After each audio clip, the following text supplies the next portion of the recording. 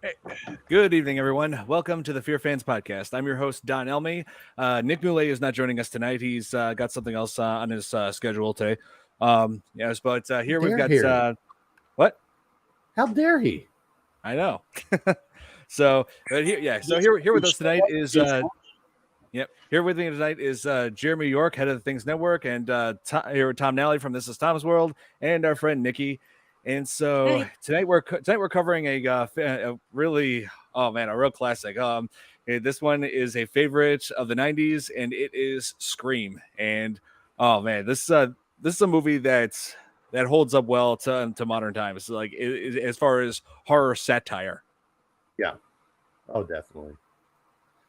Oh yes, and this was directed by Wes Craven, who we've covered a bit of his work before. Nightmare on Elm Street. My favorite horror series of all.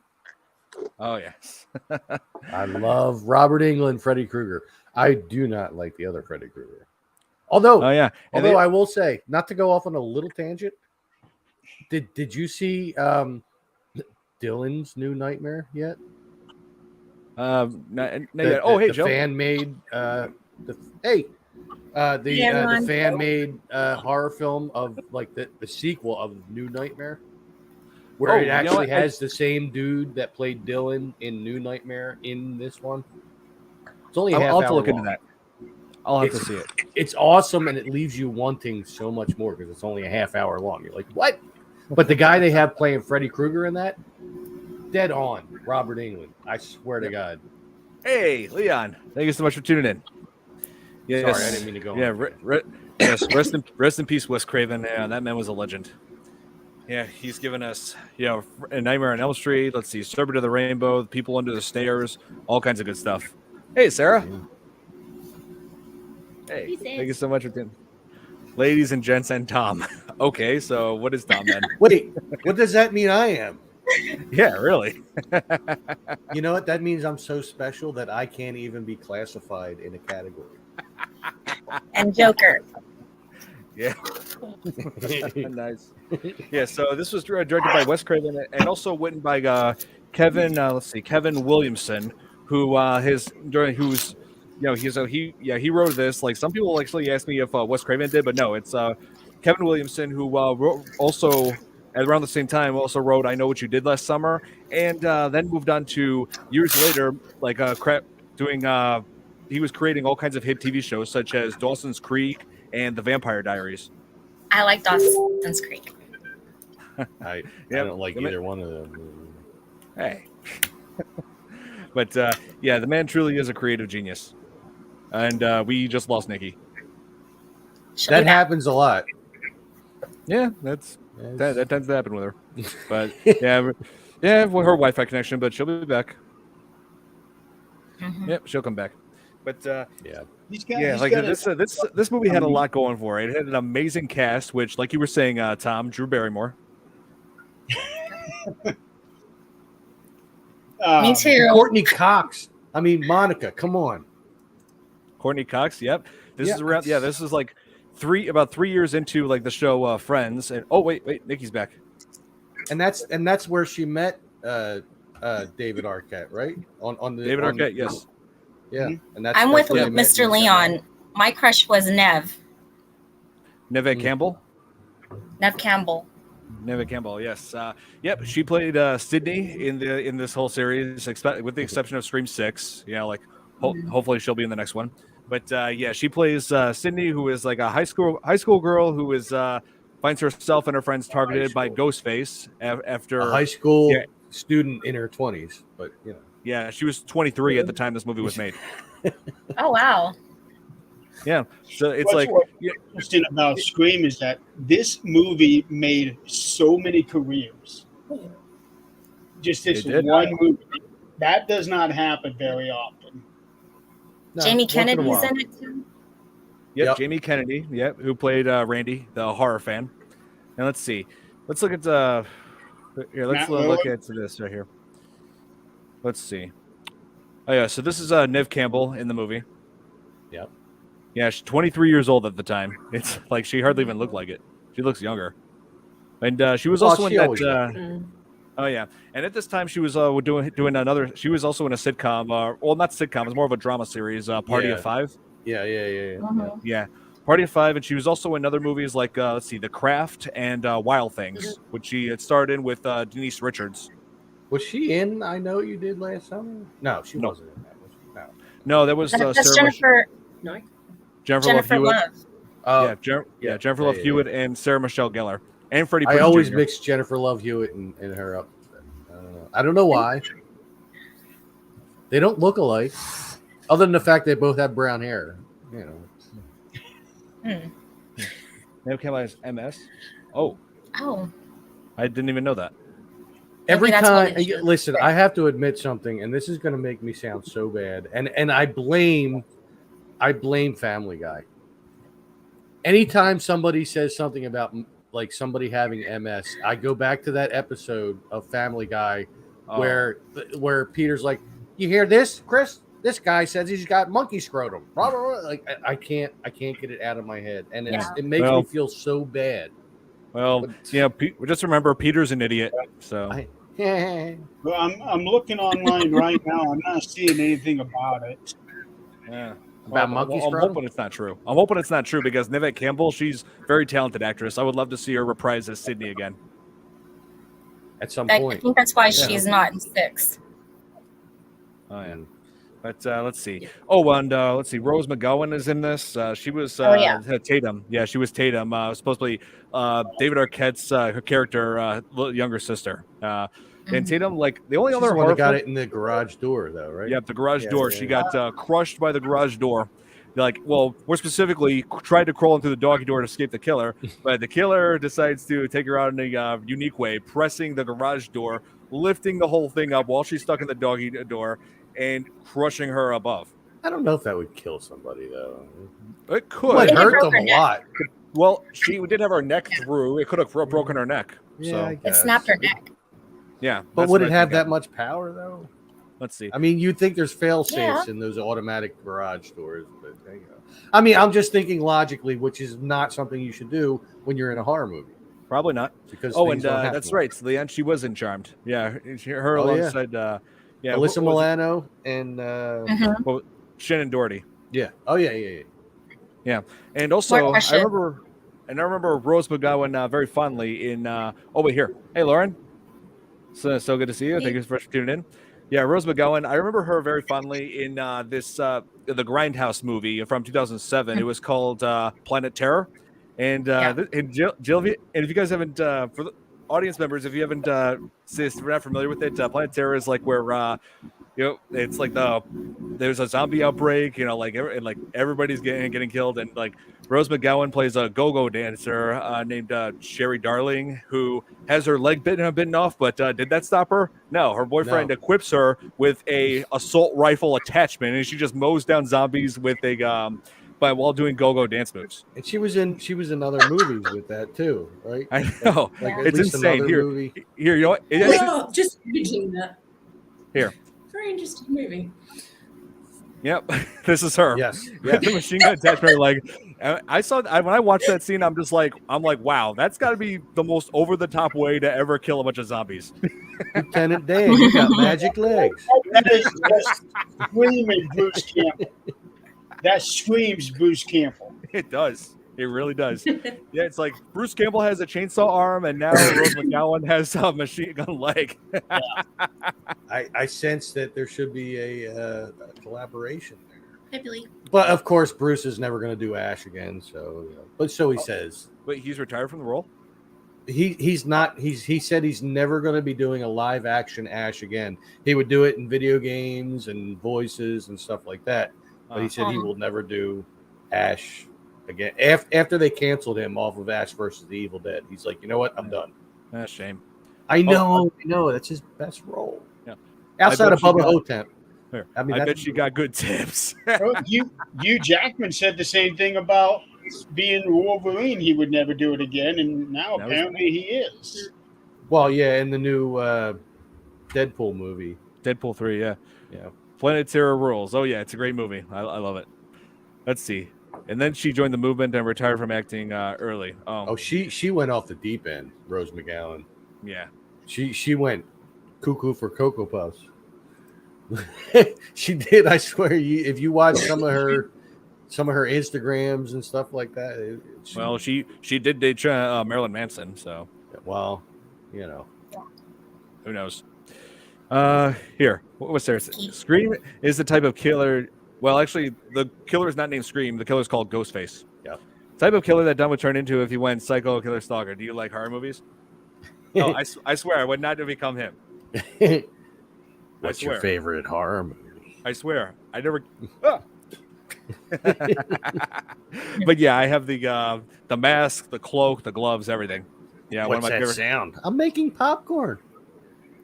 I only eat popcorn at the movies. Yeah, Roger Jackson, you do great because he was always amazing with that voice. Like, I just love his whole approach. He just like starts off that voice, when he calls his intent, when the Ghostface calls the intended victim, and like Roger Jackson just gives off that voice, like kind of like a seductive kind of a tone to it, like just to like, like makes him come off as a nice kind of a guy, but then it escalates. He gets like this. His tone gets more violent and aggressive.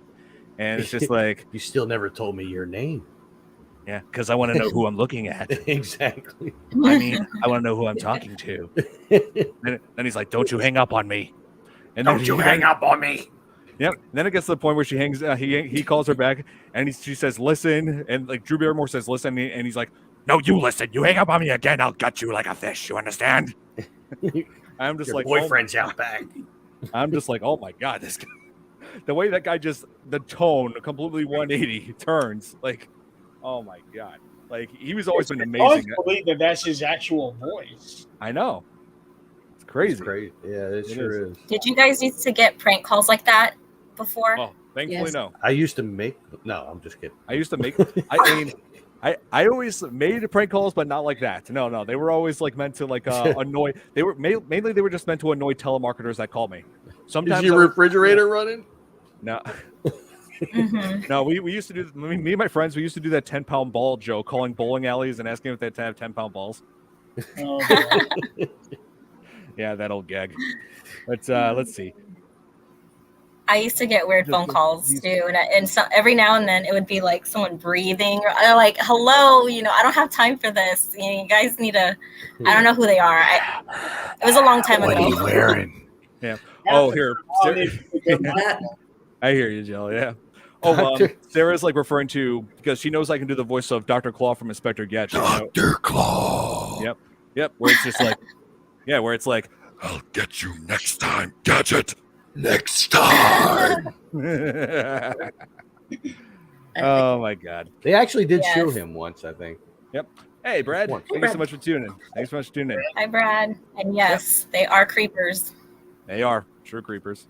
But Matthew Lillard, he brings up a good point. Yeah, like he was awesome as Stu, who was Tatum's boyfriend. Shaggy. Yeah, like seriously, Shaggy was like probably the role that he was meant to play. Like exactly. Like zoinks. Oh, wow, you can do that voice too. Sweet. Oh, I got a lot in my repertoire. I mean, can't believe 2002 is when he started that role. Oh my god.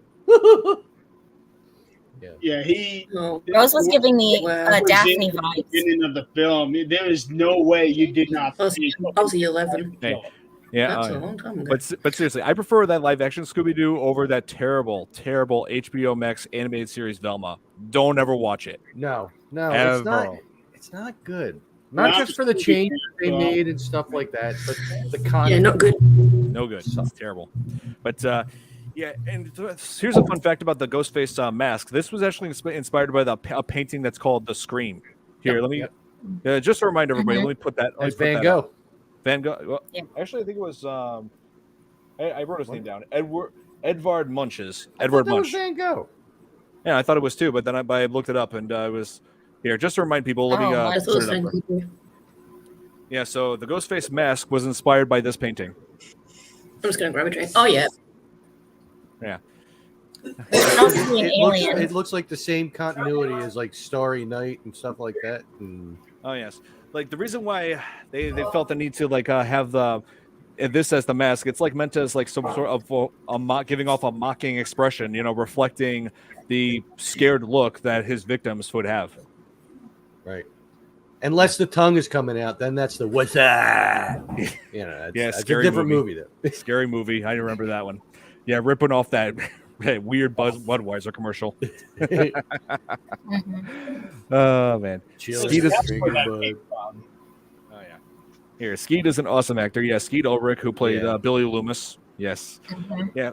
He has been in another horror film very recently. It was like one of those straight to digital movies. It was called Blood. Wasn't he also in? Oh my God, what was the movie where they were like the witches? The Craft. Yes, yeah. Wasn't he in that too? Yes, he was. Yeah. Oh, here, Billy is asking me. Oh wait, here. First of all, hey Thomas, thank you so much for joining.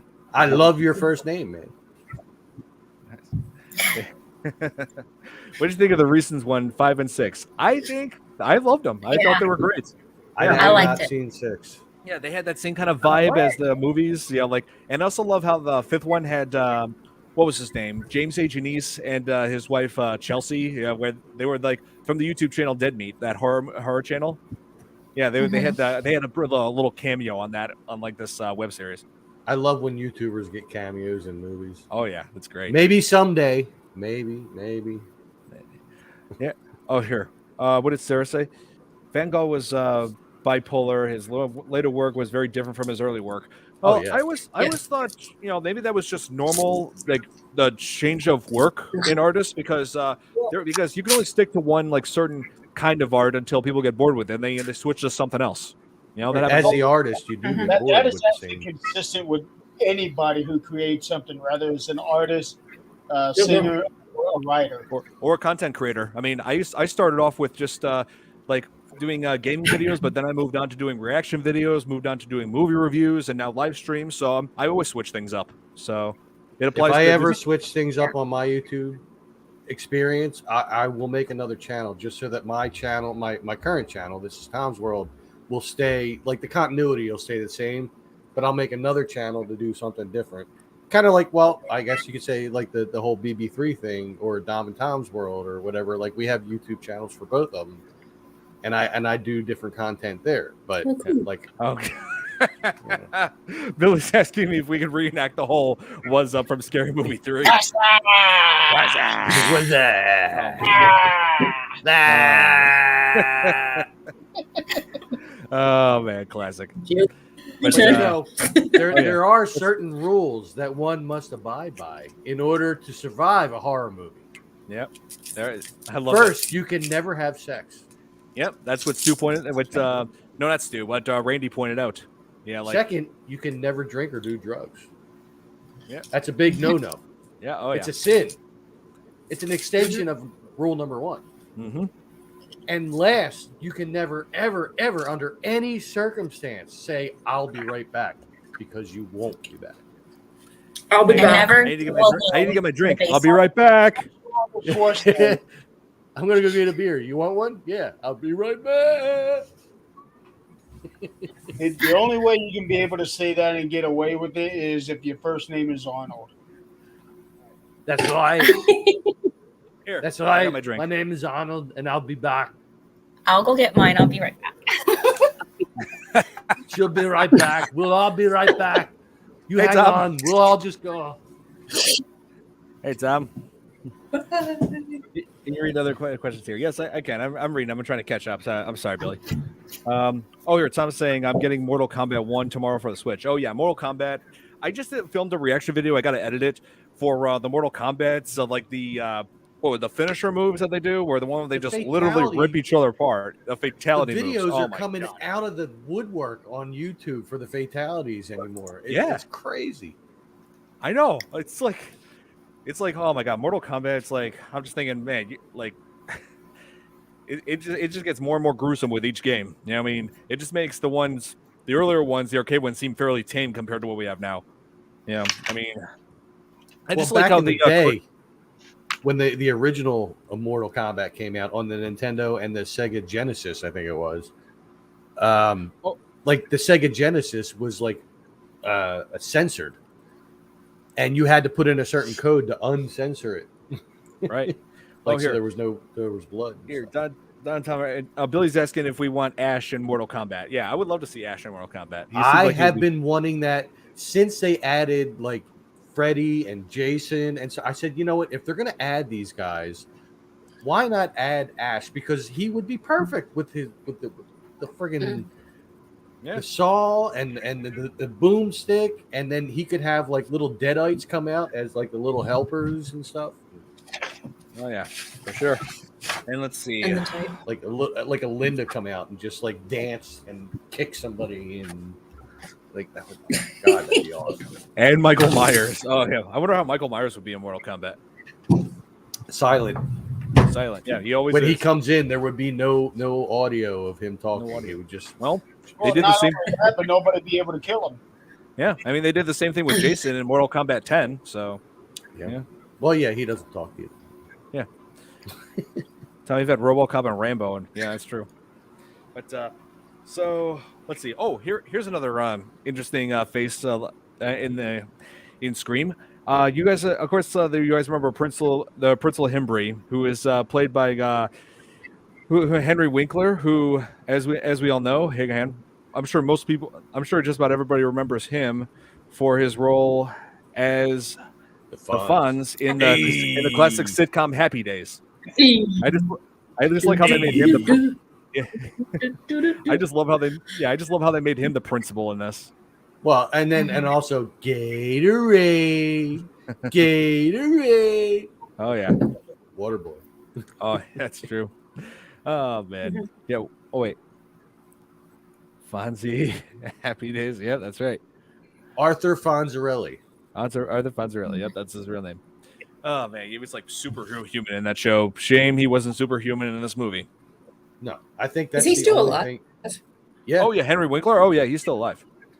I think the only things that he was like tough in was Happy Days, and I think he was in American Graffiti, and I think that's where the character of Fonz came from. Him and what's his name? I'd see that. The guy that played Richie. The redhead guy. Ron Howard. Yeah, that's right. I think like both of those characters came from American Graffiti, and then they made Happy Days. Mm-hmm. That's right. And so I know some things. Would you want Snake? I'm looking for American Graffiti, but I'm not finding it. I don't see it for that one. Oh yeah. So let's that talk would about be a good idea, having Snake Plissken in there, because he was badass too. Yeah. Oh, and so let's talk about the opening scene. It starts off with like Drew Barrymore, who is I just figured we'd bring this up, Tom, because that was like your favorite, one of your favorite people. So I figured you would want to talk about this scene more. Yes. That was just that like, was, I don't know, seeing her as an adult.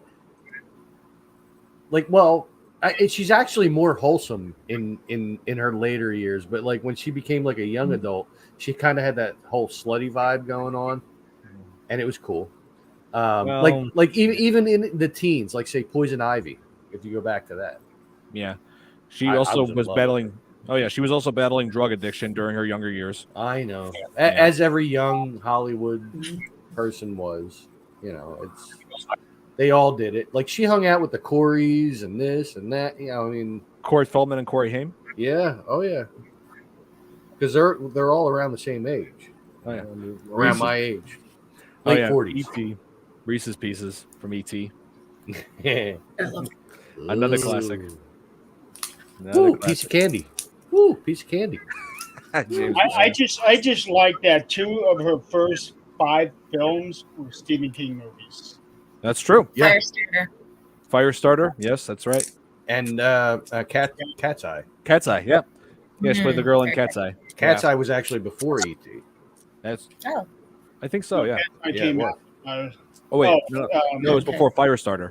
It was before. Yeah. Well, I think it was like Cat's Eye, E.T., and then Firestarter. Because she was older in Firestarter than she was as Gertie in E.T. Oh yeah. But she was younger in Cat's Eye. Yep, that's right. Drew Barrymore. Yep, she's a great actress. And have you heard? Oh yeah, she does have that talk show now. I'm trying not to think about that because I don't like that part. Oh. I hate daytime TV. Yeah, I knew she had her own talk show. That's right. And so in this she plays Casey, who is home alone, isolated house, and is getting calls from some complete stranger who has a voice that intrigues her, like basically asking what her favorite what kind of movies she likes watching, scary movies. She says her favorite is Halloween. Another one she likes is Nightmare on Elm Street. She's saying, yeah, the first one was great, but the rest sucked, which she's kind of right about. What? No, what? All right. Just to an extent. I love the third one. The third one was the best. Yes. In my opinion. First one was awesome. Second one sucked beyond belief. No, the fifth one was horrible. You got the body, I got the brains. No, I didn't. The second one. Oh, yeah. And so, I just love, like, Roger Jackson's, like, the way he portrays that voice, and then it just becomes more threatening, like saying, like, when she was asking, is this some kind of a joke? And he's like, more of a game, really. Can you handle that, Blondie? I want to play a game. Yeah, I'm sure that that may have inspired Jigsaw, like, as far as I want to play a game, Could have. I'm surprised she doesn't is out on the poolside, and you have 5 minutes. Yeah. Live or die, make your choice. I'm surprised she doesn't have booby traps in her house since she's home alone. I know. We didn't have boobies, though. Now, if they did a horror version of Home Alone? I wouldn't be surprised. Home Stallone? Yeah, but we can't all be Macaulay Culkin, but I should point out that Macaulay Culkin's younger brother, Rory Culkin, was in the fourth film, Scream 4. Was he? Hey, Thomas. Yeah. He was. I didn't remember that. Oh, yeah. Yeah, it's so... Oh, hang on. And now, she mentioned Halloween, and I have actually had the privilege of talking to somebody from the original Halloween movie, Sandy Johnson. Played Judith Myers. Oh yeah, that opening scene. Yeah, I love that. For his first kill. Yep. And like the opening scene for Scream and the opening scene for Halloween are two of my favorite horror movie openings. Seriously, like it really sets the tone for the whole movie. Yeah. Oh yeah. Yeah. And just the way, oh man, the way the killer just escalates things with Casey, like having her boyfriend outside on a chair and like saying, answer this movie trivia, and then he just goes away. But no, he's not gonna make it that simple. And saying I get a wrong answer and Steve dies, and she does get a wrong answer. Saying that asking when he asked her who the killer was in Friday the 13th, saying it was Jason, but nope, Jason is the killer in the sequels. In the first film, it was Jason's mother, Mrs. Voorhees. Yeah. Right, Jason wasn't even in it until the end. Yeah, and that was just a dream sequence too. Right? No, you're wrong. Yeah. Well, what's interesting about the opening of Scream, I don't know if you guys ever had this feeling, but when they were advertising Scream, to me, it sounded like Drew Barrymore was getting the top billing because she was the biggest name. Yeah, in the trailers, that was who they showed. Yeah, and then 5 minutes in the show, she's dead. Yep. Yeah, it's like it very reminiscent of Janet Leigh in Psycho. Yeah, I think their point of that opening scene in Scream was just to let you know that if you think this person's going to be the main character, but nope, gets killed off. It's just their way of saying that nobody's safe. Like this killer movie, nobody is. Yeah, it's like Ghostface will go after anyone. And let's see. And also, I should mention that in order to get Wes Craven in order to have Wes Craven, when he was directing that opening scene, in order to get Drew Barrymore to like freak out and get emotional the way she did in the movie, what he did was he told her, because she's an animal lover, she loves animals. He told her these horror stories about animal cruelty, and and said, just think about these terrible stories about animals being killed in order to get emotional for this scene.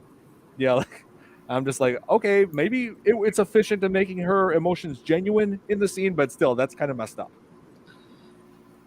As a director, you got to do what you can in order to get the emotion you want out of the actor. Yeah. Yeah. Well, yeah, that is true. Look at what I forget the guy's name, but look at what the one guy did on Stand By Me when the boys were running across the train bridge. Oh yeah.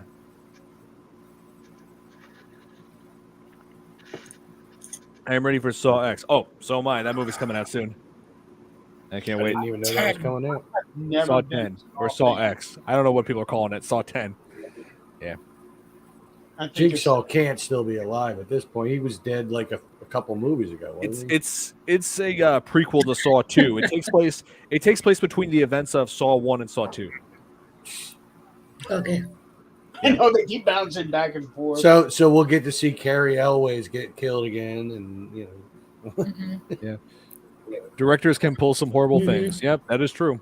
Even in the Friday the 13th movies, like we covered how the director in part 4 like had that actress who played Samantha like go in that water, frigid cold, almost getting hypothermia. So, yeah. And then there are some that just don't tell the actors what's coming up on the scene, like John Carpenter did on the thing.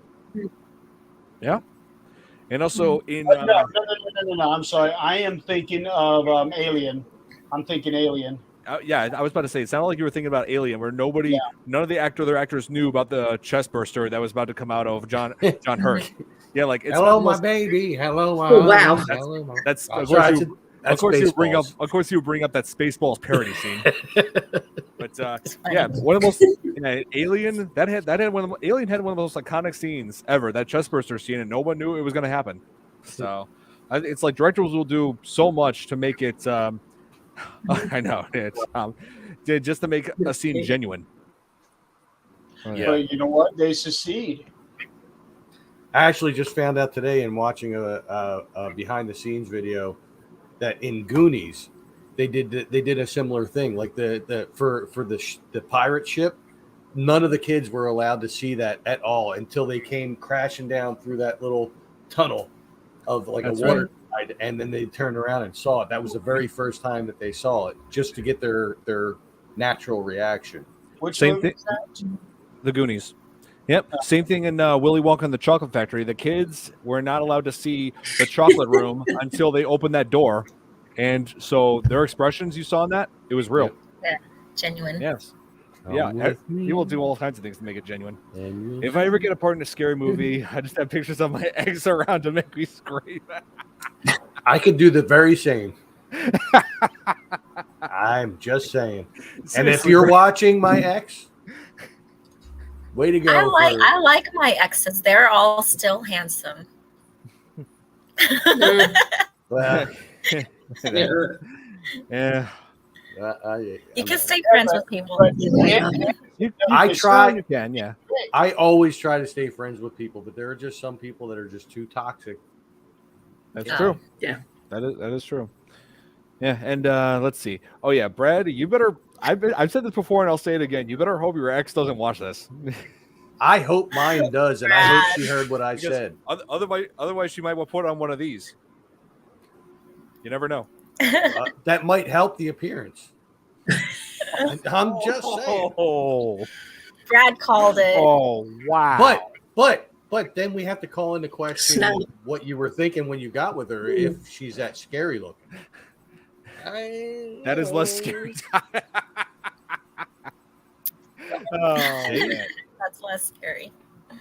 Oh yeah. And Brad is a terrible, terrible person. They're kidding. Yeah, we're all kidding. We're all joking here. That's all I ever do. You know what I mean? Hey, it's all in good humor. Yeah. Oh, I gotta say, like when you look at like technology that's around, like in the movie, like how it really shows it's from the mid '90s. You got VCRs, which I haven't seen anybody use anymore. I've seen like and also the cell phone, the Motorola that the killer uses. Yeah. Yeah, like with the little voice changer over top of it. Oh yeah! Right. Imagine this day and age if if Ghostface actually like uses like FaceTime or something, or finds some way to use FaceTime and use like voice.ai and all that. Yeah. Yes, I am joking. Well, I think even in the third film they were still using the VCR. Oh yeah, and like here's another thing that people don't really have anymore that's been shown constantly throughout this movie: landlines. People don't really use landlines anymore. Cord. Yeah, we have this. A long cord. My dad got rid of his last year. Mm-hmm. Oh yeah, I mean, I never had one in my place. So, let's see, my parents got rid of theirs. Let's see, I don't think even my grandparents have landlines anymore. My dad does. What? He refuses to We get have rid one. of it. Oh, yeah. Well, I'm just saying. My mom still has a flip phone. Oh, I see. Well, I was just having this conversation with Dad a few days ago. I don't think, well, Tom's father, I guess. I don't think anybody has any landlines anymore. Now they're all for businesses. Well, Brad's dad has one too. Oh, okay. Yep. Old school people have it. We have it.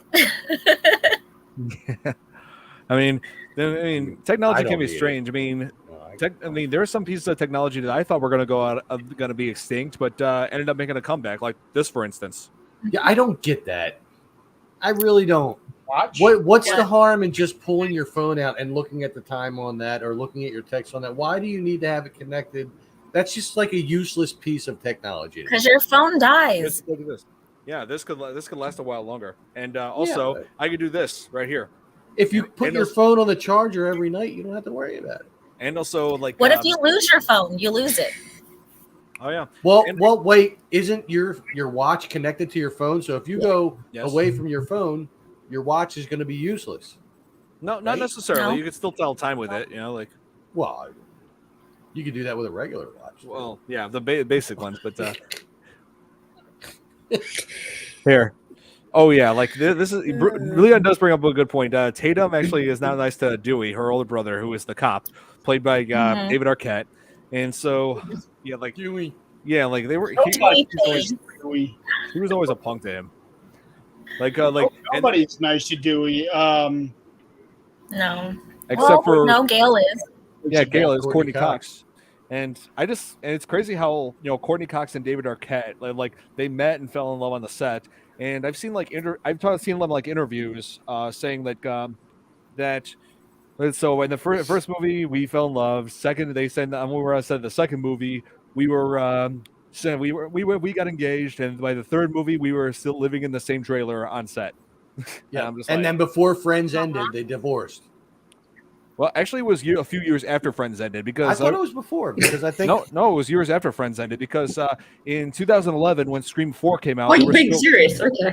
Yeah, in Scream 4 when that was in 2011. They were still together, and so were their characters. Like their characters had married in Scream 4, but it was a few years after that they got divorced. They got divorced in 2013. Friends. 2013. That's right. Yeah, Friends. Yeah, Friends was going on at the time when they were filming the Scream movies, the first three anyway. Friends is one of my guilty pleasure things. Oh yeah, my family loves Friends. Like seriously, they love. I know every I could sit there and watch the show with you and quote it before they say what they're going to say. And I'm the same way with The Big Bang Theory. Yeah. That's I love. Look at me, I'm Chandler. Could I be wearing any more clothes? Maybe if I wasn't going commando. Oh yeah, my parents like Seinfeld too. Seinfeld's good. Yeah. Why do you like Seinfeld? What's wrong with you? Wait, you don't like Friends, Brad? Seinfeld. What? I've never seen an episode of Friends. I consider myself to be a combination. How you doing? Oh yeah. I consider myself to be a combination of Joey, Chandler, and Ross. I'm Joey. How you doing? Can't stand Seinfeld either. Wait, Brad, what? Oh, Brad, we can't be friends. Bye. Hey, at least tell me. At least tell me you like The Big Bang Theory. That's a good show. What does Brad like then? Yeah, I wasn't really into The Big Bang Theory. I mean, I watched some and I didn't mind it, but I was more into Friends and Seinfeld. Penny. Yeah. Penny. I think Sheldon might be autistic, like I am. I mean, it explains some of his behaviors. It would explain the behaviors of all. You're in my seat. You're in my spot. Yeah. But anyway, so what was I gonna say? Oh yeah, like Courtney Cox and David Arquette, like Oh yeah, Scream. Yes. I'm sorry. I was trying to like remember what I was gonna say, but we kind of drifted a bit. So but like they got divorced in real life. So when they brought them back in the fifth Scream movie, of course their characters were not together because if they were in love with each other, they had to act like they were in love for the movie. That would just be really awkward, So hey, it's what you're paid for. You're an actor. I'm pretty sure no amount of money in the world would make them want to play married characters. I'm pretty sure. Yeah, no. And Yeah, I just felt bad for Courtney Cox because I was looking into like background saying like they were having trouble like with as far as having kids and whatnot. Apparently they're going through some lot of hardships. So yeah, I was sad about that, learning about it. Tom McNichols has a good question. Yeah, where's Nick? Yeah, hey Nick, where are you, man? Come on, Nick. Come on, Nick. You're my co-host. What are you doing? You know you're watching, Nick. You're just sitting there. He's gonna silent. jump on late. Jump on, Nick. We know you're there, Nick. Send him the link. Come on, Nick. Yeah, come on, Nick. You're my co-host. Why are you leaving me hanging? What the hell? You're leaving him hanging. Wow. Sorry. Oh my god. But yeah, and also there was some like you were saying, there were several other characters, Leon, that were not nice to each other. Like let's see, Gail was not nice to her cameraman Kenny. She'd slap him. Yeah. Well, he died. He got killed though, right? Yeah. Later on in the had his throat slit near the end, like inside the news van, and it's yelling at him, "Get the hell off my van!" Yeah, like his dead body was on there while Gail was trying to drive away. Like when she finds him later on, not finds him, gets inside the news van to try to get help, but then like his body like slid onto the windshield, and she's like, "Kenny, I'm sorry, but get off my windshield." Oh God! And I'm just like, "Damn it, Kenny!" All over the windshield, she couldn't see. Even when he's dead, it's like even when he's dead, you don't ever. It's like even when he's dead, you don't have respect for him. Poor guy. Wow. And she was like ripping on him for being overweight, and I'm just like, oh man. It's a lot like being married. You get picked on by your wife. Mm-hmm. It's like if it's in a playful way, I don't mind like couples picking at each other, but if it's the point where it just gets really personal, mean, that's like, yeah. Well, no, see, this is the thing is if they say mean things to you, you just have to have comebacks. And then that's just how the relationship ends up. Like you just, they say something mean to you. So you say something mean back and then it becomes like a mama's joke. Like your mama's so big. And you just go back and forth. Except I'm never mean to girls. I'm always respectful towards women. Always. Yeah. Thank you. You're welcome. We pranked each other all the time. Yeah, mostly I play. Most people I play prank with, Pikeson is just my friends. Like my frat brothers too. Yeah. Oh yeah. Here, Jenna Ortega made Scream better in 5 and 6. Oh yeah, she was a nice addition to. Her performance made a nice addition to the Scream movies. I love Jenna Ortega in Scream and in Wednesday. She's got she's extremely talented, and I'm excited to see her in Beetlejuice too. Oh boy, yeah, I can't wait. That's going to be interesting. She has Beetlejuice too. What? Oh yeah, yeah, Nikki. They're making Beetlejuice 2 after 35 years, and Michael Keaton is reprising as well. But I don't think Gina Davis and Alec Baldwin are going to be in it though. I don't think so. I don't know. I know that Winona Ryder's returning. Oh yeah. Yes, she is. Yes, and I just like Randy's fanboy, like the way he is as a fanboy to the horror genre in this movie.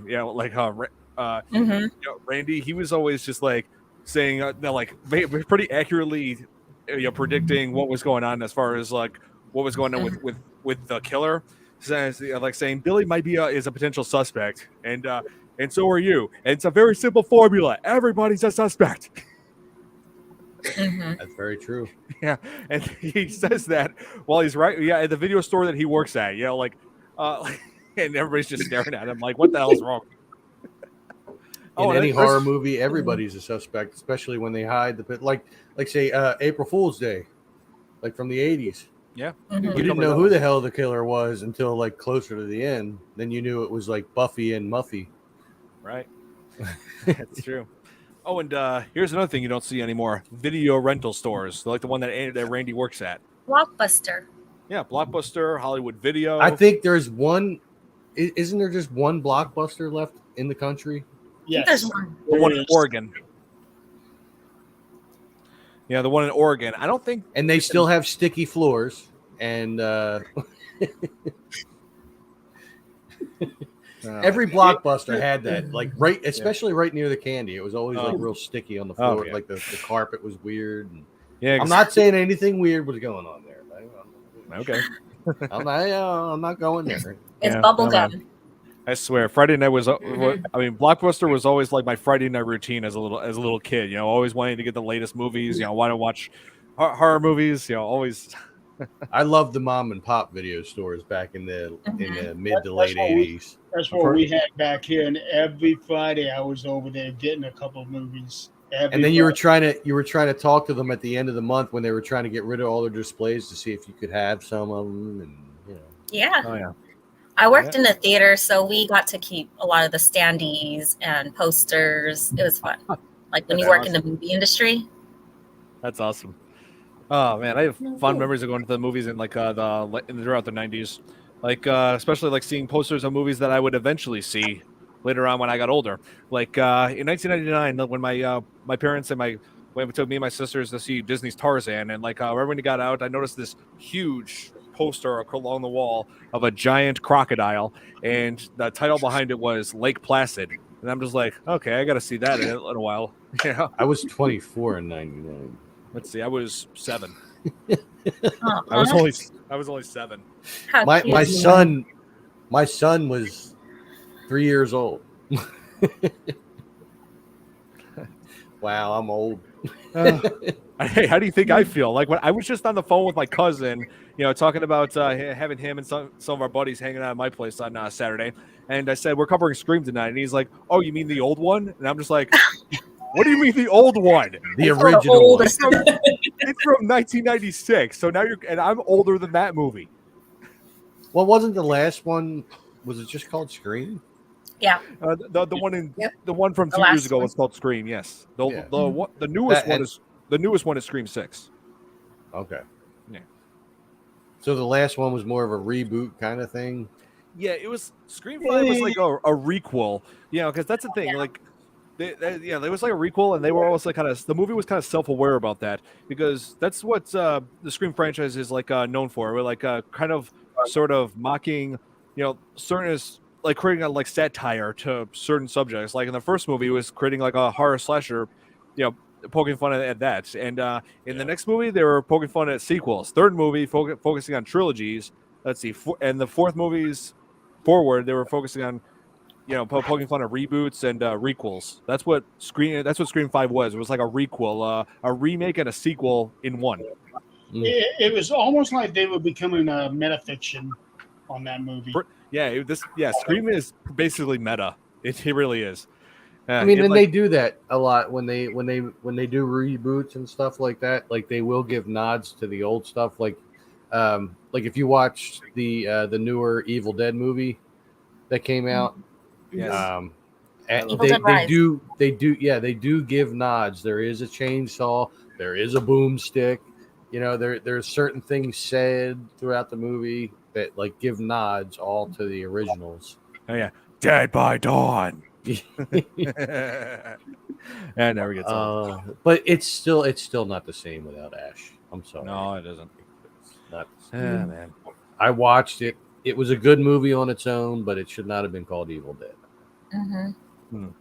Yeah, it was decent. I do give it props for like trying something different. You know, instead of just. I felt the same way about the remake of Child's Play. It was a good movie on its own, but it should not have been called Child's Play. Mm-hmm. Yeah. But didn't they? Or no, it was at the little series that they did where they actually had the guy that did the voice for Chucky come back. And now there's like 1,000 Chuckies all over the place. Oh yeah, now there are. Now there is. Yeah, it's a case of AI gone awry. That's what. That's right. That's what it is. Thomas, this just like in is Megan. my boomstick. Yeah, that's right, Thomas. Here, let me put that up. Yeah. I gotta play the new Evil Dead game. All right, listen, screwheads. Yeah. I actually need to watch Halloween Ends. I have not seen. I've seen Kills. Yeah, I still have to. I was so disappointed with Halloween Ends. Mm-hmm. I was. I don't want to say anything because I don't want to. I want you to be like, if you want to see it for yourself. If you want to see it for yourself, you can. But I will say I was disappointed. I know a lot of people said that they weren't happy with the lack of involvement in the main storyline with Michael. That's right. Oh. Like, I haven't seen it yet, but I do know that, and I know that in Halloween Kills, that was the one where they had the house where there was like the island where they in the kitchen where they could move it and go down underneath, right? Right. I actually watched a video from Adam the Woo on YouTube where he got to go inside the house where they filmed that. Oh, nice. And it looked like it had been years and years since they'd been there, but it wasn't that long. That was the one before Kills. That was the one before Kills. Yeah, it was at the end of Halloween from 2018. Oh, okay. Yeah, because the house burns down. The house is on fire. Mm-hmm. Okay, then I'm too down that I haven't seen it. You're too behind. You need Kills and Kills was just okay. Let's see. Okay, Leon says that Jamie Kennedy has his YouTube channel. Yeah, I'm not surprised. Yeah, I'll have to check out his content. Yeah, like lately, Jamie Kennedy was like doing sequels to the Tremors movies. Yeah. Oh, yeah. I did see that. We need to cover Tremors at some point down the road. Like, what is it with him in sequels? He did the sequel to The Mask too. Son of the Mask. That was a horrible movie. That movie sucked. Horrible. But terrible. There were fan-made things of The Mask, like fan-made films that you could find online. Yeah. That like go back to before, like the olden times, like how the mask got formed and stuff. Like it was, they're actually really good. Yeah. And fan-made horror films are so much better than Hollywood anymore. Son of the Mask. Yeah, that's right. Oh, here. Good evening in LA. Oh, you live in LA? Sweet. Awesome people. Oh, thank you. I'm going to be in LA this weekend or this week. Oh. Thursday. Oh, nice. So, yeah, I've been to LA a few times. I love that city. I've never been to LA. The only place I've been in California was like San Francisco and Petaluma. Been to San Francisco. Petaluma is going back again. I was talking about American Graffiti. That's where they filmed it, in Petaluma, California. Oh, it is. So I was actually in certain filming locations there while I was visiting. It was good. That's awesome. Yeah, it's always nice to go to like sites where movies were made all the time. If only I had a YouTube channel at the time, but YouTube wasn't a thing at the time because that was 2000. Yeah, YouTube didn't start until 2005. Right. That's when Wow. And yeah, I remember watching my friends watching videos from that on like funnyjunk.com, stuff that predates YouTube. Yep. That's where all the viral videos were back then. What was I gonna say? Oh yeah, that's like I've been to, even here in Chicago, there's several places where you can go to where famous movies were made. I mean, during my work when I go downtown, like I go to, sometimes I pass by Wabash and Van Buren where the opening of Child's Play was filmed. Oh, cool. Where what was it? Chris Sarandon is chasing down Brad Dourif in the streets, shooting at each other. Sarandon. I would just like to go to the neighborhood where the house from Home Alone is at. Winnetka, yes. I know exactly what you're talking about. Yeah, I would love to go to that neighborhood. And the house still looks the same. That's not the only nice house on the block. Yes, Winnetka's full of nice houses. It is. I've but done that house still looks exactly the same. It does. I'm actually planning on visiting there real soon. I want to go and visit the house where The Sopranos was filmed because that's not too far from me. It's about 2 hours drive from me. I'm in Philly. That's in like northern New Jersey. I was about to say, New Jersey's where it's at. Yeah, that's where it is. I definitely want to go there. Oh, you're a music director in LA. Oh, nice. Cool. Sweet. Yeah. Hey, music. Music is one of the many things I appreciate in this world. So, yeah, even like a lot of great, not just artist music, but also music that's also done with film. It's just amazing what people can do with it. If done right, music will make the movie. Oh yeah, that's true. Except for the Birds. The Birds didn't have any music. No. Halloween is a prime example. It is. Yep. That's right. You know that John Carpenter was his dad was the music director in Western Kentucky University at the time. Wow. Yeah. Oh yeah. Oh yeah. Let's see. What was I? Yeah, like there was also that one scene where they all got together for that party at the end of the movie inside that farmhouse. I believe it was Stu's house. Stu's house. Mm-hmm. Yes, and isn't that where the speech that I did came from? Yep.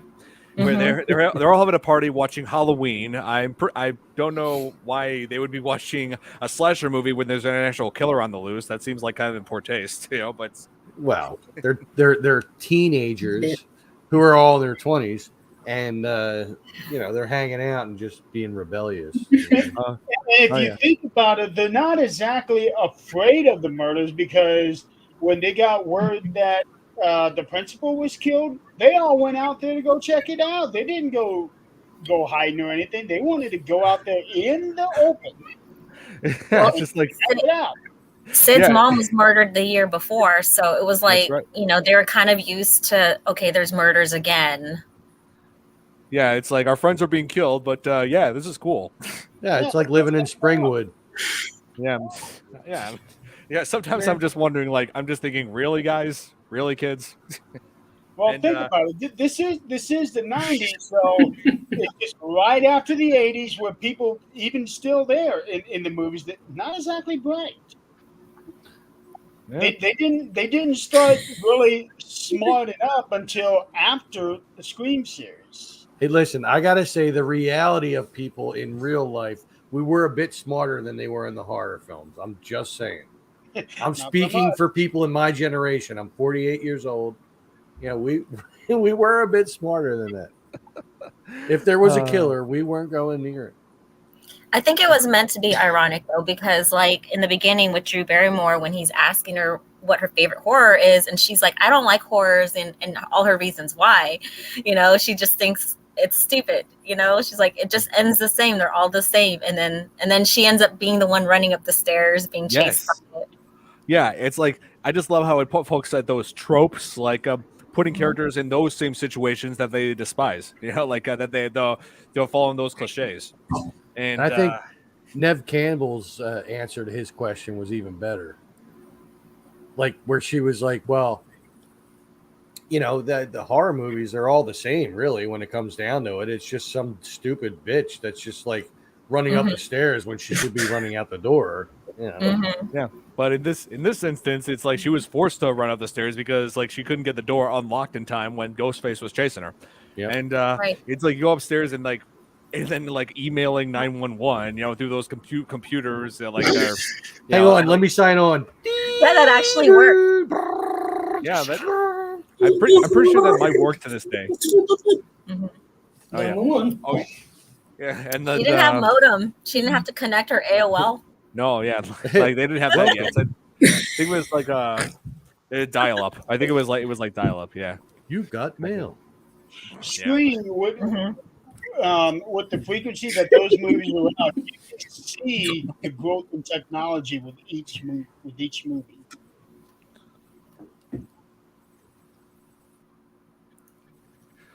My one question is not drama. What happened after life in Dead? That's the paranormal question. What happens? Well, that's a different show. Yep. But no. Let's see.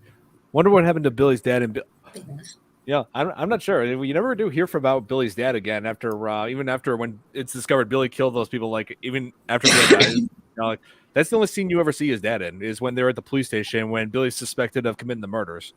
Mm-hmm. But yeah, it's like that. I just like the twist in the end when it turns out that Billy was in fact the killer and had a partner who was also doing killings, Stu.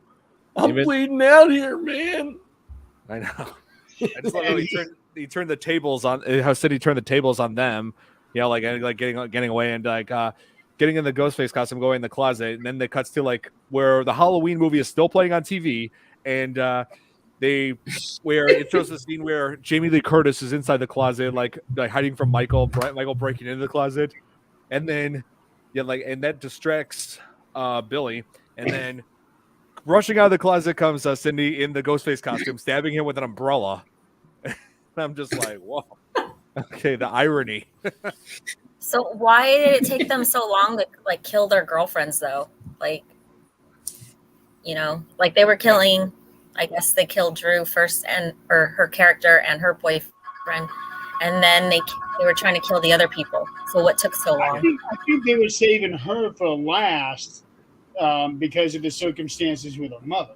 Yes, exactly. So the whole twist, the whole plot of like the motive as to why Billy wanted to kill, why he killed Sydney's mother and then was killing her friends, was because like Sydney's mom was having an affair with Billy's dad, which drove Billy's mom to abandon them. So he blames Sydney's family for destroying his family. Wow. And so just killing her friends as well. Yeah, and then he decides to kill her friends as well, like working their way towards Sydney, and then framing her dad for the whole thing. That's deep, man. Yeah, and they did this so they can get away and like go off to create a real life sequel, and they can, like Stu said, these days you just got to have a sequel. Got it. I know. And then I just love how he like Sydney was just toying with them on the phone, like saying, "Are you alone in the house?" Basically doing the exact same thing they were doing to their victims. Yeah. Oh, here. Oh, Thomas. Yeah. And thank you for so much tuning in. And Thomas, tomorrow I'm going to be on the live stream playing Uncharted 2 tomorrow and not Thursday, because I got something on Thursday that just came up. So I'm moving it to tomorrow. Yeah. And again, you have a cool first name. I'm just saying. Yeah, Thomas. Yeah, he does. Not that he's biased or anything. No. I mean, my dad's name is Tom. My son's name is Tom. You know. There are multiple Toms in my family. I have 2 Toms in my family. I have, like, at any given family gathering at my grandmother's house when she was still alive, which is now the house my mom lives in, there was my dad, me, and my son. My grandmother's adopted son and his son named Tom. They're both Toms. And then a foster kid that grew up there, I called her aunt. She married a guy named Tom, and then they had a son named Tom. So there were 7 Toms at any given family function. So if somebody came in the room and said Tom, you had 7 people go. My sister Tom, and she got rid of his ass years ago. Oh yeah, we got like a few guys named Nick. So, oh man, ours is Jim or James in our family. Oh, we got one James. Actually, we got 2 Jims in our family, including my nephew, my 2-year-old nephew. There's Jimmy and Jim. Yeah, Jimmy, Jim, James. Yeah, James Bond, right? Shaken, not stirred. Yeah, shaken, not stirred. Classic. Money Penny. Money Penny, yeah. I remember. Oh man. Yeah, my dad was like 6 years old when he first saw Goldfinger in theaters back in 1964, and ever since then, my family has loved the franchise. Goldfinger. Yes. And let's see. I'm trying to remember one. I feel old. I get all these references. It's weird. Hey, I've seen all those too. I've seen all those movies too. I mean, I got all the James Bond movies up here. Yeah. So, he really has seen them all. Yep. I think for me though, the one quote from Sean Connery that resonates the most with me was in Highlander when he came against Kurgan, and Kurgan's like, and he's talking, she my cut has improved your voice. For some reason, that just always stuck with me. Wow, man. Yeah. And let's not even start talking about that one movie he was in, Zardoz. That is a weird movie, man. Yeah, it is. It does seem like a quirky film. Let's see. What was I gonna say? Oh yeah, like I just love another scene I forgot to bring up. It's like where I forgot to bring up when Randy was like still was like all alone now watching Halloween. While everybody was like going to see Principal Himbry's body strung up on the at the football field. I'm just like, really, guys? Yeah, but then he's all alone. Ghostface appears right behind him, right as he was saying to Jamie Lee Curtis, Michael Myers is right behind her in the movie. He's saying, "No, behind you, Jamie, behind you." Right as Ghostface is lifting up the knife right behind Randy. I'm just like, oh my god, I just love the irony of that scene. Now, here's the thing that I don't get about that particular scene. I never noticed it, but because of how dark a film Halloween is, shouldn't you have been able to see the reflection of somebody standing behind him? You would think. And, well, actually, I think they do a camera angle where you can see Ghostface in the reflection, don't they? Maybe he just couldn't see from his angle. I don't know. Yeah. Maybe, I totally get what you're saying. Yeah, like I don't know. Maybe with my TV that could reflect. Maybe I don't.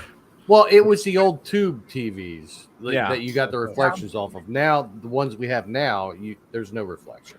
Oh yeah, with the flat screen, the smart TVs. Yeah. But with the old like regular glass tube like TVs and stuff like that, then oh yeah, I remember that. Yeah, because they're curved out, whereas today's TVs are curved in. Oh yeah, all my families had those back then. Yeah, and then like when Cindy's running for help, like going to the news van, Gail's news van, and what was his name? Kenny was in there. Kenny. And, like they were because Gail and Kenny were like monitoring the inside of the house, like putting a hidden camera there. Like the. It was like on top of the TV or something. Yeah. And Kenny discovers that there's a lag. 30 seconds. Yeah, there was like a 30-second delay, but of the life of the footage. Yeah, like so, and because of that, they were seeing like the Ghostface, like Sydney and Kenny were watching on the TV in the van, seeing Ghostface right behind. Right behind Randy, like, and then as Randy saying, "Behind you, Jamie, behind you," and then they were like, "Hey, behind you, kid, behind you," and they were going. Then run back inside. Then Kenny was about to run back inside. And he's like, "Oh wait, we got a 30-second delay." That's when Ghostface cuts his neck. Cuts his neck. Oh man. Oh, Nick is making an appearance now. Oh, he's coming on. What? Well, he's trying to. Nick, where are you? Nick. Come on, man. We're waiting all night for you. Nicholas. I summon the Pickle Nick. Yay. Hey. Look, oh, wow, it worked. It actually worked when I summoned Pickle Nick. How you guys doing? Oh, we're doing well. Yeah, we're just talking about a really good last night. Yeah. We're good. So, Nick? Really quick, before I forget about it, Kate is going to be our guest on Supernatural Talk on Thursday night. Thursday. Cool. Oh, nice. All right. Hi, Kate. So, Nick, speaking of which. And so, Nick, the reason why I chose Scream tonight is because I know that The Shining, we were originally going to talk about The Shining, which I know that you're a huge fan of. That's one of your favorite films. So I didn't want to do that one without you. I didn't want to do The Shining without you.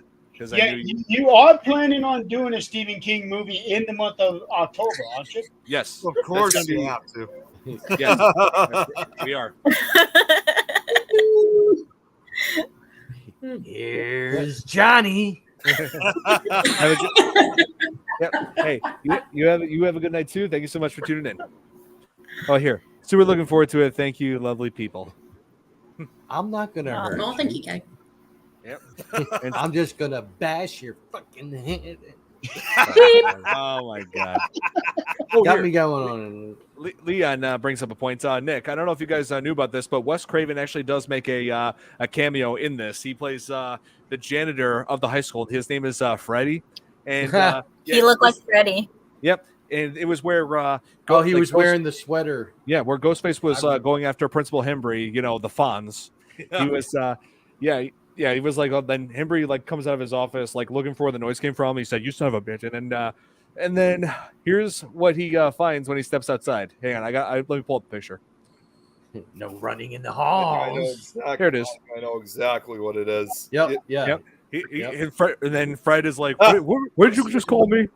and it's Wes Craven dressed in the original outfit that Freddy Krueger had in the first movie. Check it out. Running in the halls. Looks like Tom. Yeah, exact same. What? The shirt is the same because he had stripes on his sleeves here in the other movies. So did somebody just say he looks like me? I heard I don't have the same hat on. I have a Tom's World hat on. Now that would have been cool if he had this little logo on the front of that hat. That would be great because that would have predated my channel by a lot of years. That's great. Oh man.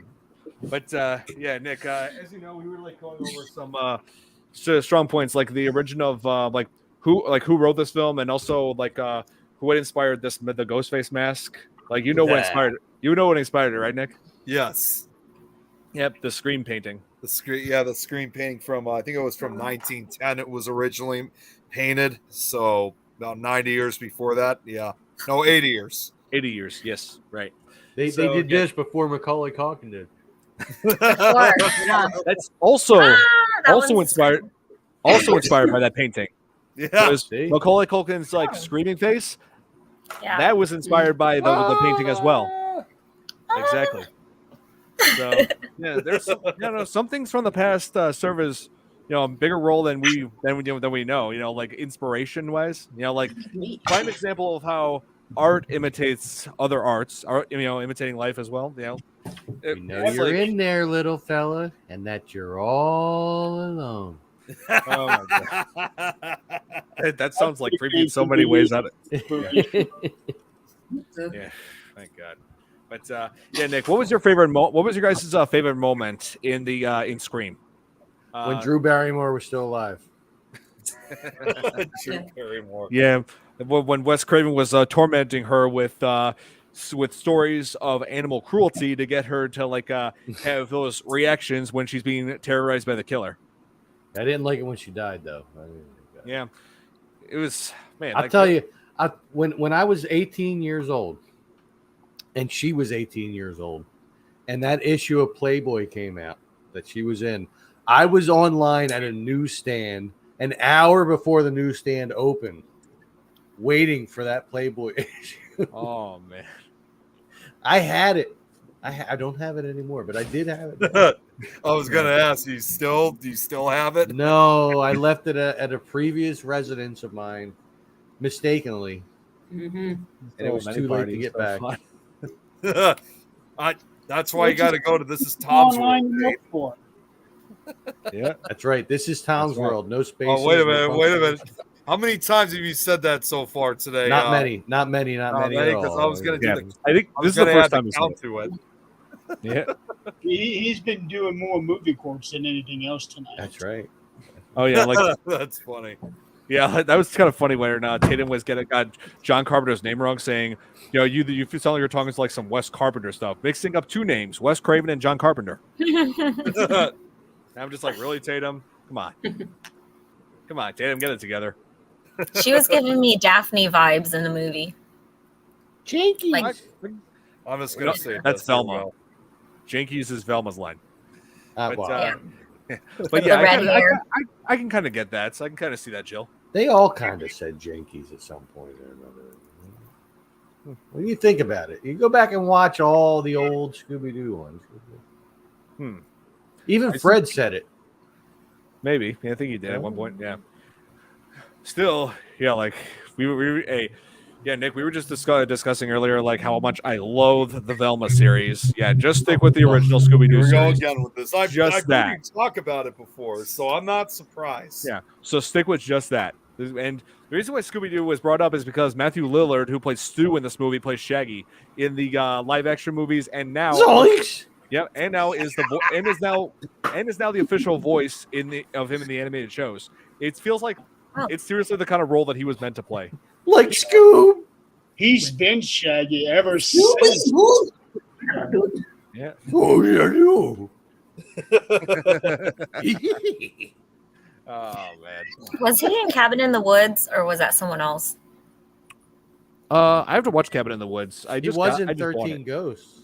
So. He was. That is, yeah, he is. Who hasn't seen Cabin in the Woods? I always see Shaggy. I have still not seen that one yet. I haven't seen it. I just bought it. I just got the digital download, so I'm going to watch it soon. Maybe you'll have to bring it over here. It's not listed on here. Like zoinks, we'll all have to watch it together. Yeah, we'll throw a watch party. That'd be great. Yeah, let's have a watch party. Yeah, for I'm sure. in. All right, gang, let's all split up. Yep. Sorry. So I'll order the pizzas. Pizzas. Beers. I love Well, the pizzas. beer's ready. I love beers too. So the couch scene, they did that on 5 or 6. Wait, I'm sorry, Joe. What? Oh, that couch scene where you said that the movie's playing at the same time, Ghostface is behind him.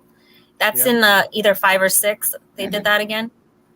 Yeah, they did, and the couch scene, behind you thing. Yeah, that was when Randy was like watching Halloween alone. Ghostface is behind him. As in he was watching the scene where Michael Myers is right behind Jamie Lee Curtis, like about to stab her, and then he's about to get stabbed. Yeah. I'm just like all the irony of that scene. I just love how this movie feels like a love letter to horror while throwing in some satire and irony. I just love it. That's really what Scream is. It is a love letter to the horror genre, but at the same time, it reinvented the horror genre. Okay. And yes, Mr. Lean, Don does do a good Dr. Claw. Oh yes, he's not the only one. Wow. It's both are played by Frank Welker, who also voiced Fred in Scooby-Doo, among many other things. Yeah, Frank Welker, he voiced used the exact same voice for both Cave of Wonders and in Aladdin and Dr. Claw and Inspector Gadget. And with Cave of Wonders, it's like, who dares enter the Cave of Wonder? Who disturbs my slumber? And with Dr. Claw, it's like, the great thing about Scooby-Doo is I watch Scooby next time. Yep. I can't do the cat. Yeah. It's like, somehow I'll get you, Gadget.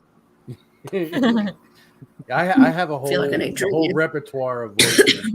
Well, Kate's asking, can you do a British accent? I don't know, mate. I always try to do British accent, but some people always confuse it for other nations, so I've got to work on that.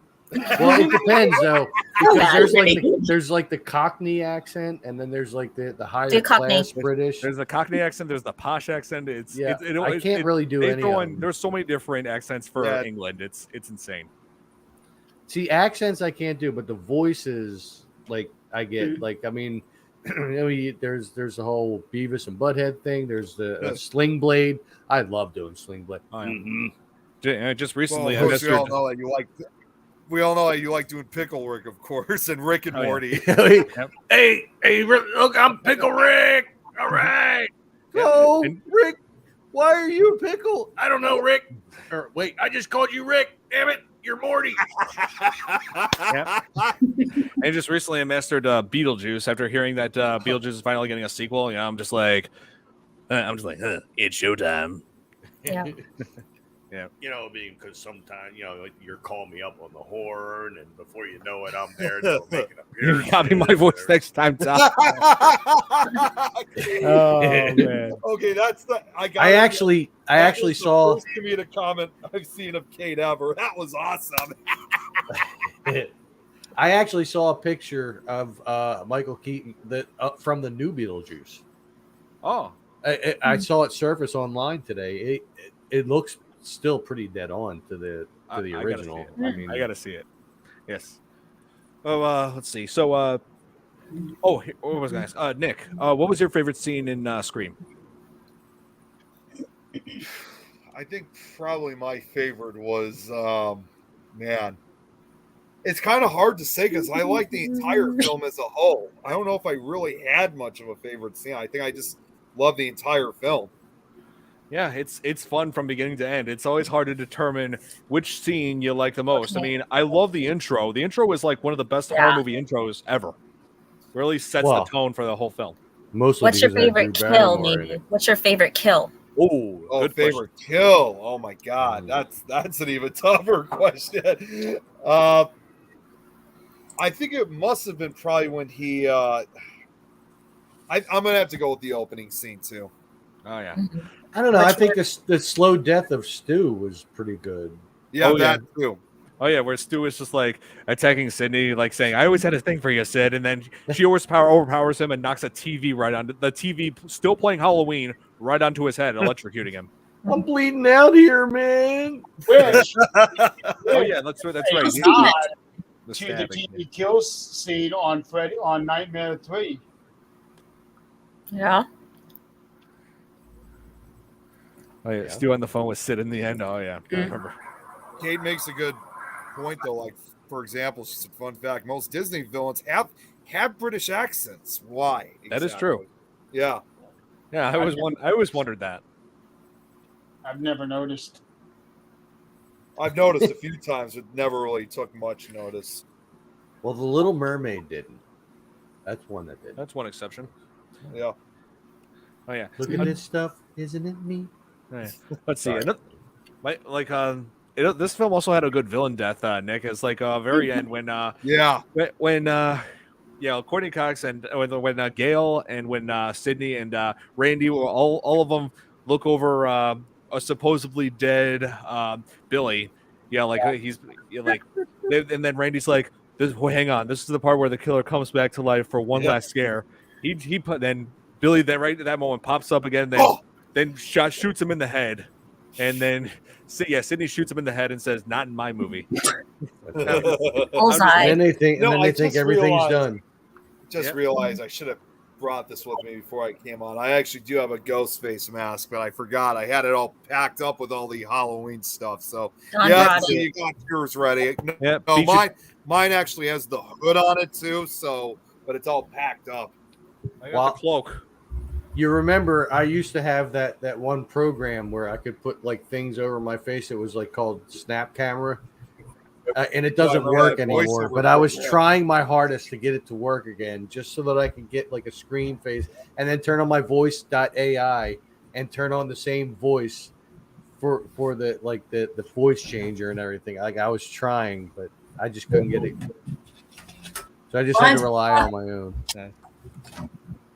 I'm saying, I've been hearing. Tom, I didn't know you had that too. I mean, I know, but of course, I know you had that voice changer program, which made you sound like a robot. Oh, yeah. That was way back. That was my old one. I love that. That was funny.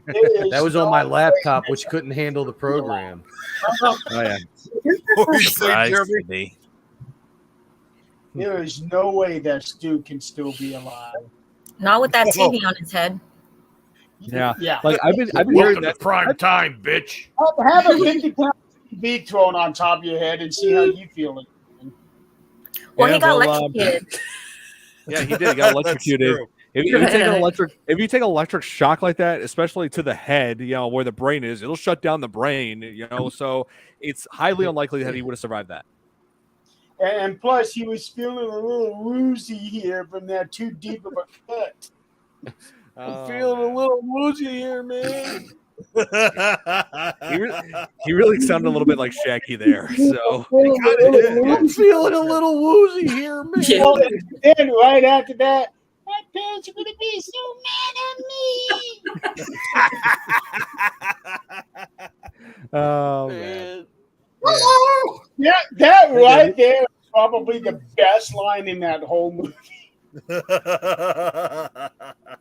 Oh man, I do love like one of my favorite lines is when it feels like sort of breaking the fourth wall, but not really. Is when Sydney and Billy are upstairs together, and romantic scene where where Billy was like comparing like what's going on to movies, and like Sydney's like, but this isn't a movie, this is real life, and Billy's like, of course, and Billy's like, of course this is a movie, this is all one big movie, but you can't pick your genre. I'm just like, wow. so that was like so meta. Was this the first romantic scene or the second romantic scene? Because they had two. Yes, it was the second one towards the end. Okay. Because I was thinking about the first one when she asked him if he would settle for PG-13. Oh yeah. That scene. Flash. Yeah. My God. I wasn't expecting that. No, nobody ever does when they first see this.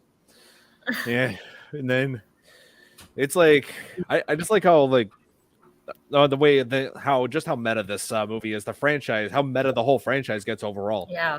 Mm-hmm. Yeah. Like focusing on when they go to the second film, they're like, they go over the rules of sequels, and then in the third film they go over the rules of trilogies, and then the fourth film the rules of reboots and modern cinema, modern horror. But here's the thing. Scream was actually inspired by a real series of murders. Yes. Yeah, that's right. And that also inspired murders too. At least one of them involved two kids that were that killed their mother to try to get the Scream costumes. I mean, it was crazy from what I remember hearing. I didn't even know about that one. Oh, that was on if you guys are familiar with that show called Killer Kids, they did a segment on that murder, and the two kids, these two boys, they were probably like preteens, I guess, and they were going to try to get the Scream costumes. Obviously, they were troublemakers. They were going to steal them, but they weren't able to get them. And of course, obviously, in order to get them, they were also going to steal money from one of their moms. So they went out. I don't remember the full story because it's been a couple months now since I watched it, but they began their plan. They skipped school, and then they snuck back into the house, and they grabbed the money. And then all of a sudden, their mom saw them, and then they both of them overpowered her with knives, stabbed her, killed her. And she put up a good fight. She tried fighting them back, and she couldn't. So, and they never got the costume. So that was inspired from seeing that movie. And at no point did they ask her what her favorite scary movie was. The scariest part, though, in this case, definitely, though, this was certainly real. So I think the two kids, I think they were like in their mid-teens, I think because of the severity and brutality of this crime, both of them, even though they were like 14, 15 years old, they were both sentenced to life in prison. Well, was it the Menendez brothers? It might have been. I think that might be them, actually, now that you mentioned that. Because it involved two boys. I didn't remember if they were brothers or not. Yeah. I remember hearing about the Menendez brothers, but I don't ever remember hearing about the tie-in with Scream. Huh. Yeah, they want to get the Scream costumes. Yeah, I think it's on Killer Kids. Like you said. Totally unrelated. I have to ask Nick, what is Hings Inc.? You don't see the full thing? No, I just saw Hings Inc. I'm like, it was behind Nick. Hings Link. Oh, now it says Hings Link. It says Inc. Illinois on the bottom of it. It's Things of Illinois. Hey, I'm messing with you. Yeah, I know you are. Yeah. Oh man, but here, Nick, we're about 2 minutes until the next show, so we got to wrap this up. Well, for starters, did you decide what you're going to do for next week? I have. It's a childhood favorite of mine. Something I'm sure a lot of you are familiar with it. It's Tremors. I was going to say Tremors. Oh my god, you said childhood favorite. Yeah, people have been requesting. People have been requesting this one like crazy. So I decided, you know what? It's time I give them what they want as far as most requested goes. This is the people have been requesting. Bacon, Michael Gross. Yes, Reba McEntire. Yeah. But people have been requesting this for quite a while. But as far as announcements with me, so tomorrow, I know I said this last week, but unfortunately I was unable to do Nick Files last week because I had a really bad headache that just knocked me out. So tomorrow afternoon for sure is where I'm going to be getting back with Nick Files and starting the cryptid segment, starting with the Enfield Horror once again. And then Thursday for To the Graven back. I remember now. Lois told me there is no To the Graven back because she's got an investigation out in Scotland. And of course, Jeremy, since you already mentioned it earlier, we got for Supernatural Talk, we got Kate coming on. Of course, we're really looking forward to chatting with her again. It's going to be great. And then for Friday on the Frighteners, I don't know if Lois had anything planned for that show, but we'll be talking about something as far as I'm. Sorry, it was a Peter Griffin vote. No, I got you. All right. So, yeah, like So this Thursday's live stream gaming live stream video for Uncharted 2. The live stream for that is going to be tomorrow. Got something going on Thursday, so it'll be tomorrow at 7 p.m. Central Time. So be sure to tune in for that. And and I'm going to work on some more reaction videos as well. So that's it from my end. And next week, I am excited for us to cover Tremors. That's it for his end. Yeah. And Thursday, Jeremy. Wow. Yeah, Thursday. I already told him. I already said what was going on for Thursday. Okay. Jeremy, have you seen Tremors? I have. I got them all. Yeah. Of course you do. You got a full library. Yeah, it's bigger than my library. Way bigger. You'd be surprised, Don. I keep telling you. I have the collection that's got the first 7 movies. Yeah. Actually, there was one that I missed in the trilogy that I saw in recent times where it's like it takes place in the Old West. Oh, Tremors 4. Yeah, I never even saw that one. I was like, well, what the hell is this? And Michael Gross is in that too. Yeah, yes, he is. Plays his ancestor. Yeah, I need to see crazy. Yep. All right, so that's gonna be it for this podcast. Thank you guys so much for watching, and thank you guys all for joining me. Nick, I know you were on like kind of last minute, but it was still on. Yeah, but I was able to scroll up the last half hour, so 25 minutes. Yeah, but hey, I appreciate you coming on, man. Better late than never. Yeah, for sure. Thank you, Jeremy. Thank you, Tom, Jill, Nikki. Oh, Nikki, I got your message. Yeah. So let me know when you're able to get back on as well.